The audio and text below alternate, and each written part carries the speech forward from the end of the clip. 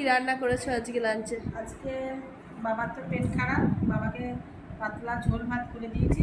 রে আর আমাদের ভাত, আলু সিদ্ধ মাখবো পেঁয়াজ ভাজা দিয়ে। বাহ, এটা খুব ভালো লাগবে। এটা পটল ভাজা নাকি এটা? এটা পটল ভাজা, মাছ ভাজা, মানে আচ্ছা, কিছু মশলা দিইনি আজকে, তো বাবার পেট খারাপ হয়েছে, আমিও সব মা ভয় পেয়ে গেছে, যদি আমারও হয় তাতে বাবা আগে থেকে সতর্কতা জারি করা ভালো।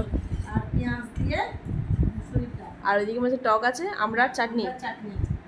ব্যাস, আজ এটুকুই। এইটুকুই লাঞ্চ। কারণ কেন না, তোর বাবার পেট খারাপ হয়েছে, ওই পাতলা করে ঝোল করে দিয়েছি।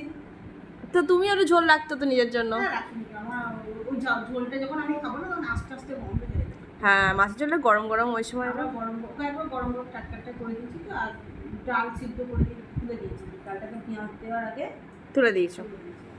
ব্যাস, ঠিক আছে? আজ এটুকুই। আর এটুকুই। তাহলে আমরা লাঞ্চ করে নিই। আমরা লাঞ্চ করে নিই, আমরাও লাঞ্চ করি। আর যদি আমার ভিডিও ভালো লাগে, অবশ্যই একটা লাইক কমেন্ট শেয়ার করবে এবং ফলো সাবস্ক্রাইব করবে।